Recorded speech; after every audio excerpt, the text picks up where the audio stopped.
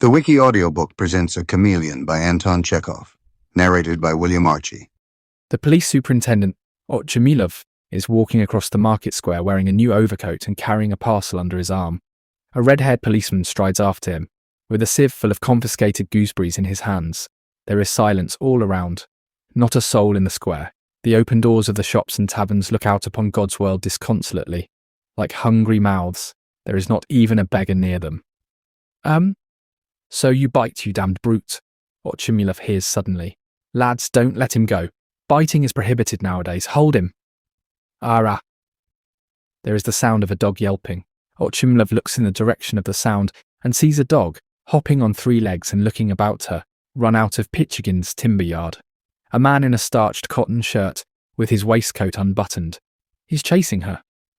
He runs after her, and throwing his body forward, falls down and seizes the dog by her hind legs. Once more there is a yelping, and a shout of, "Don't let go!" Sleepy countenances are protruded from the shops, and soon a crowd, which seems to have sprung out of the earth, is gathered round the timber yard. It looks like a row, Your Honour, says the policeman.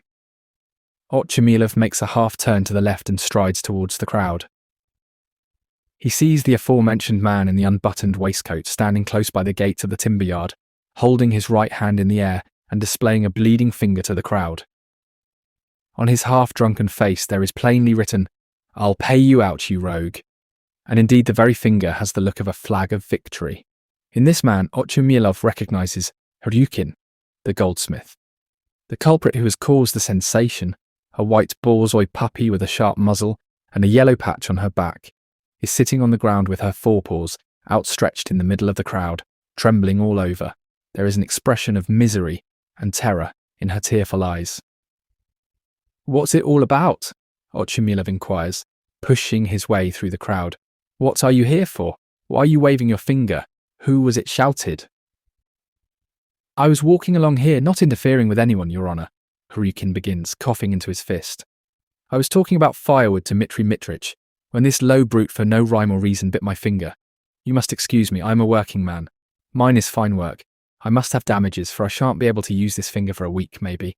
It's not even the law, Your Honour, that one should put up with it from a beast. If everyone is going to be bitten, life won't be worth living."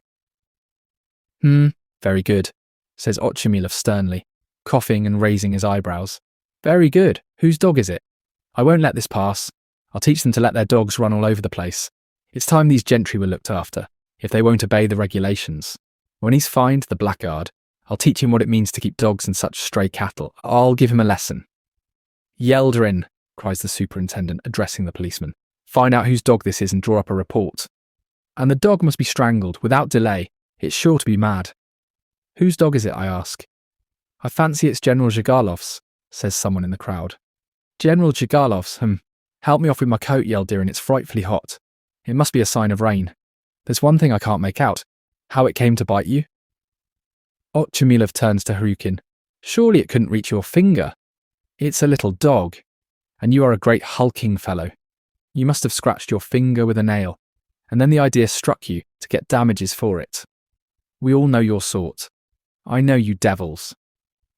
He put a cigarette in her face, Your Honour, for a joke, and she had the sense to snap at him. "He is a nonsensical fellow, Your Honour." "That's a lie, Squint Eye. You didn't see, so why tell lies about it? His Honour is a wise gentleman, and will see who is telling lies and who is telling the truth, as in God's sight. And if I am lying, let the court decide. It's written in the law. We are all equal nowadays. My own brother is in the gendarmes, let me tell you." "Don't argue." "No, that's not the General's dog," says the policeman with profound conviction. "The General hasn't got one like that. His are mostly setters." "Do you know that for a fact?" "Yes, Your Honour." "I know it too. The General has valuable dogs, thoroughbred. And this is goodness knows what. No coat, no shape. A low creature. And to keep a dog like that, where's the sense of it? If a dog like that were to turn up in Petersburg or Moscow, do you know what would happen? They would not worry about the law. They would strangle it in a twinkling. You've been injured, Hryukin, and we can't let the matter drop. We must give them a lesson. It is high time." "Yeah, maybe it is the General's," says the policeman, thinking aloud. "It's not written on its face. I saw one like it the other day in his yard. It is the general's, that's certain, says a voice in the crowd. Help me on with my overcoat? Yeldrin, my lad, the wind's getting up. I am cold, you take it to the general's and inquire there. Say I found it and sent it. And tell them not to let it out into the street. It may be a valuable dog, and if every swine goes sticking a cigar in its mouth, it will soon be ruined. A dog is a delicate animal. And you put your hand down, you blockhead. It's no use you're displaying your fool of a finger. It's your own fault. Here comes the general's cook, ask him. Hi, Prohor. Come here, my dear man, look at this dog. Is it one of yours? What an idea. We have never had one like that. There's no need to waste time asking, says Otchumilov. It's a stray dog. There's no need to waste time talking about it. Since he says it's a stray dog it is. It must be destroyed, that's all about it. It is not our dog, Prohor goes on. It belongs to the general's brother, who arrived the other day. Our master does not care for hounds, but his honour is fond of them. You don't say His Excellency's brother is here, Vladimir Ivanitch?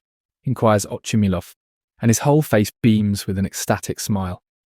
Well, I never, and I didn't know. Has he come on a visit? Yes. Well, I never. He couldn't stay away from his brother, and there I didn't know. So this is his honour's dog? Delighted to hear it. Take it. It's not a bad pup. A lively creature. Snapped at this fellow's finger. Ha ha ha. Come, why are you shivering? The rogue's angry, a nice little pup. Prohor calls the dog and walks away from the timber yard with her. The crowd laughs at Hryukin. I'll make you smart yet, Otchumilov threatens him, and wrapping himself in his greatcoat, goes on his way across the square. The end of the story. Like, comment and subscribe to support the channel.